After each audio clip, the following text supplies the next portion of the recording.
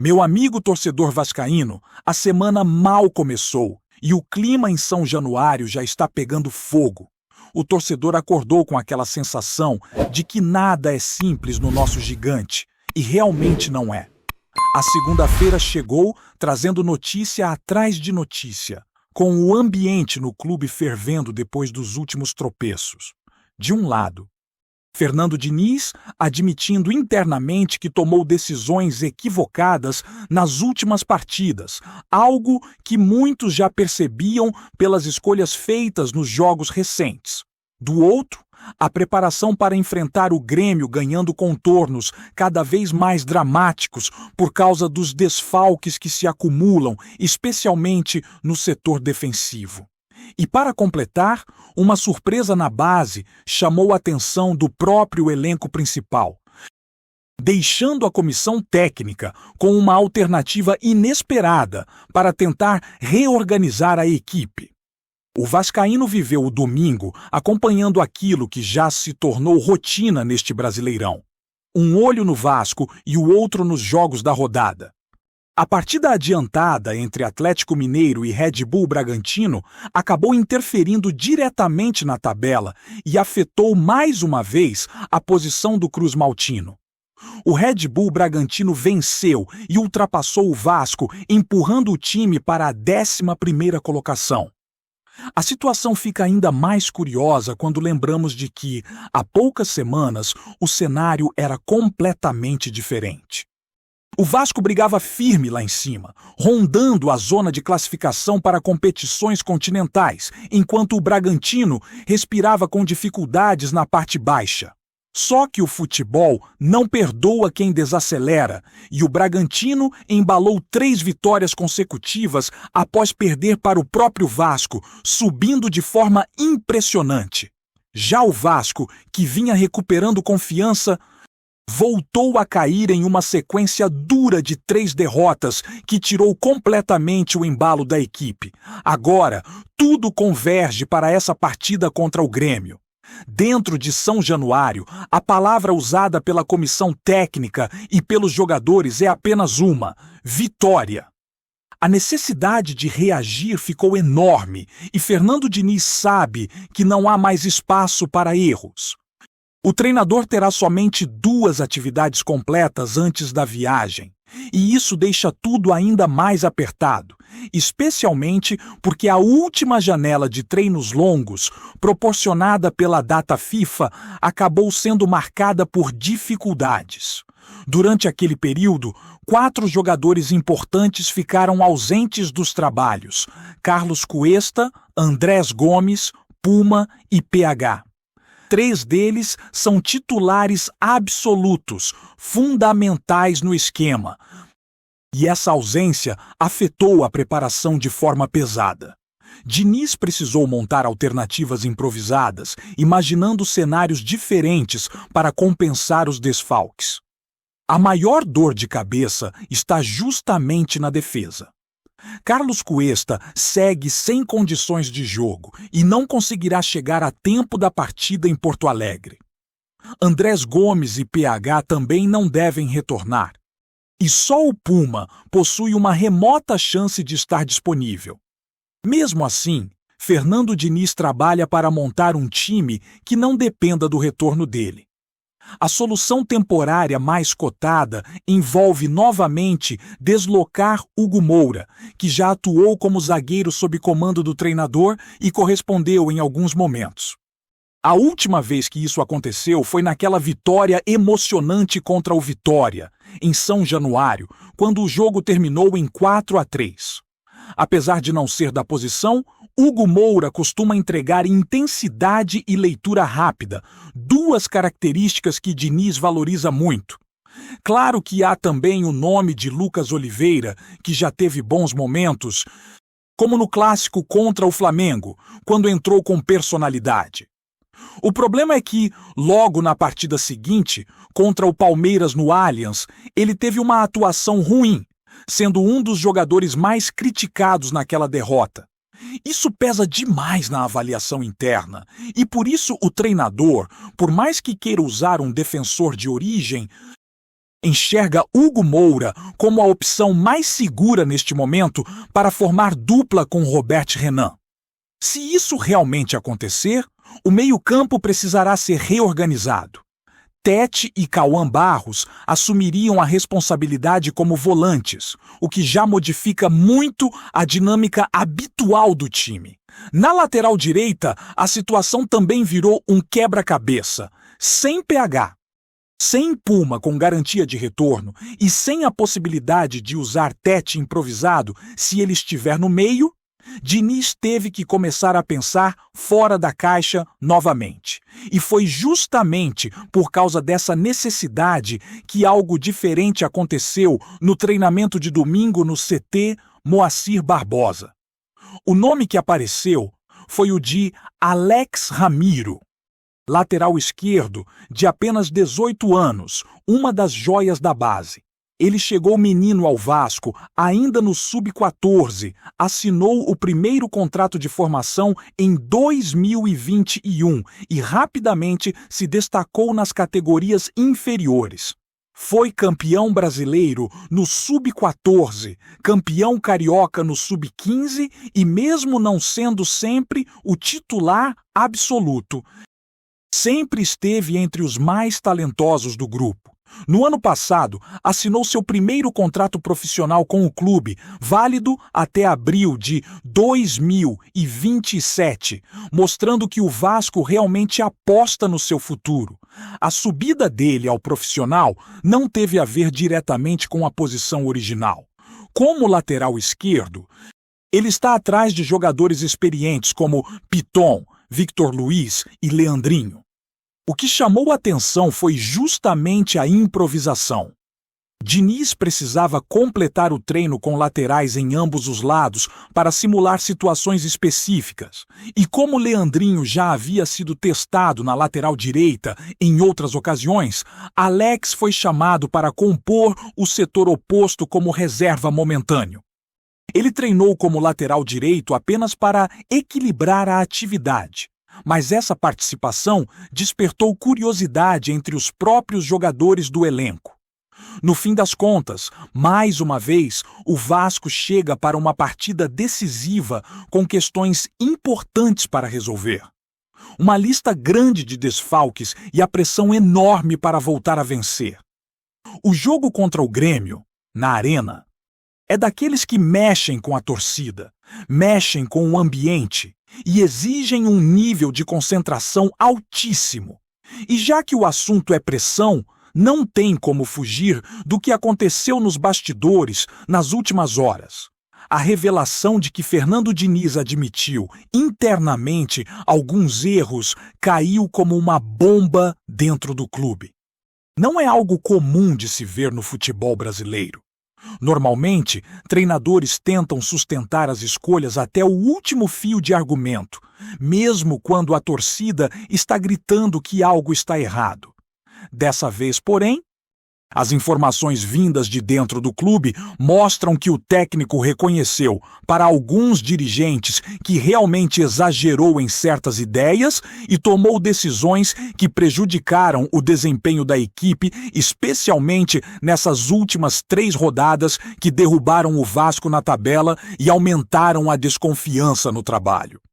Os torcedores que acompanham o dia a dia do time sabem que a irritação não veio apenas pelos resultados, mas pelo padrão de jogo que despencou de forma abrupta. Contra o São Paulo, por exemplo, a equipe até teve uma estrutura mais coerente, apesar da derrota. A escalação foi bem recebida pela maior parte da torcida. E aquele jogo parecia ser um ponto de recomeço para reorganizar a equipe e tentar retomar o caminho das vitórias. Só que o encaixe não aconteceu em campo, e o Vasco saiu de São Januário com mais uma frustração. A partir dali, as escolhas do treinador começaram a gerar ainda mais polêmica. O clássico contra o Botafogo talvez tenha sido o ponto mais crítico. Muitas pessoas ligadas ao clube confirmam que o ambiente ficou pesado depois daquele jogo. O time entrou sem o Nuno Moreira, um dos jogadores que vinham dando equilíbrio ao setor ofensivo. Em seu lugar, o treinador apostou no Verê, que acabou tendo uma atuação apagada. O Vasco perdeu fluidez, perdeu agressividade e, principalmente, perdeu profundidade. A presença do Nuno fazia com que o time abrisse mais o campo, e sem ele o ataque ficou previsível, travado, incapaz de reagir diante de um Botafogo que jogava com intensidade e controle emocional. Ryan, que já vinha tentando se adaptar ao lado direito, acabou preso novamente na mesma função e com pouca liberdade de movimento. Tudo isso contribuiu para que a equipe ficasse engessada e vulnerável.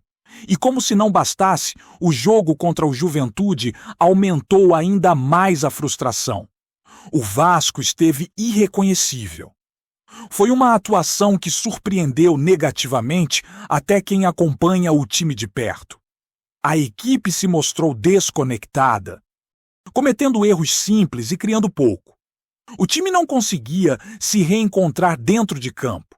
E a sensação era de que qualquer ajuste tático parecia insuficiente para gerar a reação necessária.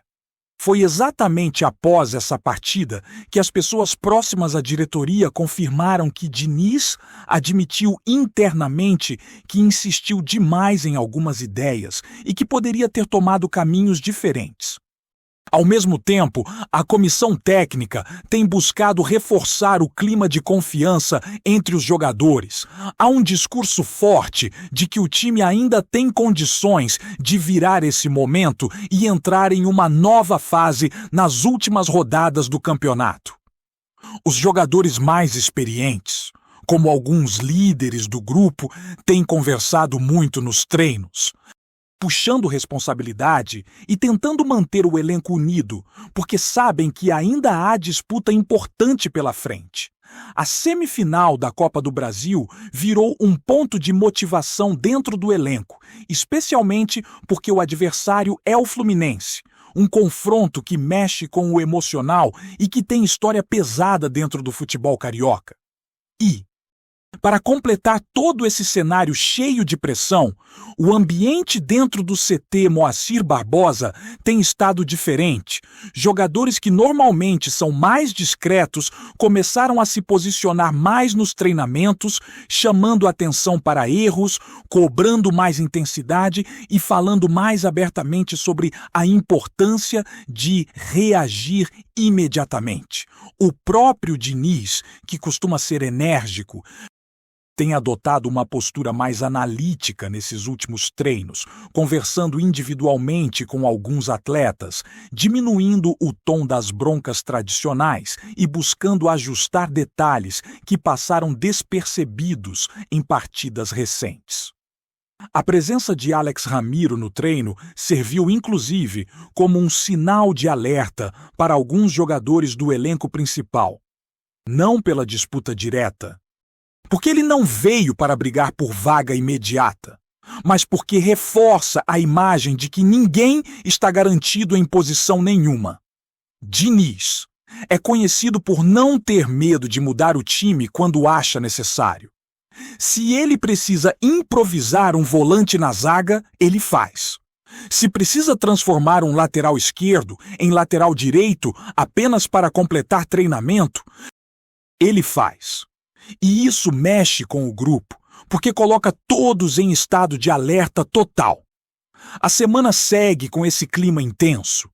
O Vasco sabe que vai enfrentar o Grêmio em um estádio onde nunca venceu. É um tabu incômodo, um daqueles fantasmas que parecem crescer a cada temporada, mas que também oferecem a chance perfeita de dar uma resposta gigante. A torcida, apesar de irritada, ainda sustenta uma ponta de esperança porque sabe que o time, quando quer, consegue competir em alto nível. A questão é encontrar esse nível novamente e de forma urgente. E essa urgência é sentida em todos os setores. A defesa precisa se reorganizar sem cuesta. O meio-campo precisa reencontrar ritmo e construção. O ataque precisa ser mais agressivo e menos previsível. E tudo isso precisa acontecer ao mesmo tempo. Cada setor depende do outro. Não adianta ajustar apenas uma parte. O time tem que funcionar como um sistema completo, o que foi raro nas últimas partidas. Os próximos treinos serão decisivos. É neles que Diniz vai confirmar se vai mesmo improvisar Hugo Moura ou se Lucas Oliveira voltará a ganhar a confiança do treinador. É neles que ele vai definir se Ryan terá mais liberdade, se Nuno volta ao time titular e como encaixar o meio-campo sem comprometer a saída de bola. É neles que a lateral direita finalmente vai ganhar um nome definitivo, mesmo que improvisado. E é neles que o grupo precisa entender que o momento agora não permite meio-termo. Ou o time reage, ou vai seguir escorregando numa tabela que não perdoa quem perde fôlego. O cenário do Vasco passa por incertezas, mas também por oportunidades. Cada dificuldade cria uma chance para um jogador mostrar serviço, para um jovem aparecer, para o treinador ajustar o que está errado e recuperar o controle. O jogo contra o Grêmio pode não ser o mais confortável, pode não ser o ideal para tentar recomeçar, mas às vezes é justamente nesses jogos grandes, pesados e cheios de tensão que o Vasco costuma surpreender e mudar o rumo da temporada. No meio de toda essa expectativa, há também um sentimento de curiosidade sobre como a equipe vai reagir ao clima da arena. O estádio costuma pressionar, o adversário gosta de impor velocidade e intensidade e o Vasco precisa estar pronto para responder. O torcedor sabe que a missão é complicada, mas também entende que este é justamente o tipo de jogo em que o time precisa mostrar personalidade. É a chance de mudar o discurso, de transformar críticas em combustível e de mostrar que o elenco tem poder de reação. Mesmo com as dúvidas sobre a formação ideal, há confiança de que a equipe pode surpreender se conseguir entrar em campo com concentração máxima e se evitar os erros que vêm se repetindo. Antes de continuarmos, já te convidamos para se inscrever no canal Colina News e deixar seu like. Assim você fica por dentro de todas as novidades do Vascão de forma exclusiva. Bora continuar! A Gávea parece ter sido atingida por um trovão silencioso, daqueles que começam como cochicho e, de repente, já ocupam todas as rodas de conversa. O nome envolvido? Gerson. Sim, o mesmo Gerson, tratado como peça-chave no Flamengo, agora surge no centro de um burburinho que deixou rubro-negros atônitos e vascaínos em estado de euforia cautelosa. Segundo fontes próximas ao jogador, o meia teria deixado o Zenit e acertado, de maneira surpreendente, com o Vasco. O rumor começou tímido, quase desacreditado. Diziam que o jogador não estaria plenamente satisfeito em sua passagem pelo futebol russo, que buscava um ambiente mais familiar para recuperar protagonismo e que conversas com dirigentes brasileiros já aconteciam longe dos holofotes. Mas ninguém imaginava que o suposto destino fosse justamente São Januário. A reação imediata nas redes sociais foi explosiva. Torcedores do Flamengo acusando traição. Vascaínos celebrando como se tivessem encontrado um tesouro escondido e rivais apenas assistindo ao caos com pipoca na mão. Nos corredores da colina, comenta-se que o acerto teria sido conduzido com extremo sigilo, quase clandestino, aproveitando brechas contratuais e desejo pessoal do jogador. Já na Gávea, o clima seria de perplexidade. Pessoas próximas ao clube afirmam que ninguém acreditava que Gerson cogitaria vestir outra camisa no Rio, muito menos a do maior rival. O movimento, caso se confirme oficialmente, pode reconfigurar o cenário emocional do futebol carioca. Há quem diga que o meia enxergou no Vasco um projeto esportivo em ascensão, Um lugar onde poderia assumir a responsabilidade de liderar e reconstruir. Outros sugerem que a relação desgastada com antigos dirigentes rubro-negros teria pesado. Nada é confirmado. Tudo é especulado. Mas é justamente aí que mora a beleza do rumor. O certo é que o burburinho ganhou força, passou de sussurro a conversa inevitável. E agora, todo o Rio parece esperar apenas uma declaração oficial. Até lá, a pergunta ecoa. Seria mesmo verdade que Gerson trocou a Rússia e a Gávea pela colina? O silêncio das partes envolvidas só torna o rumor ainda mais irresistível. Trazemos notícias atualizadas do Vasco todos os dias. Inscreva-se no nosso canal e dê um like para continuar recebendo notícias exclusivas. Compartilhe também a sua opinião sobre essa notícia nos comentários. Isso é muito importante para o Vasco da Gama. Até o próximo vídeo.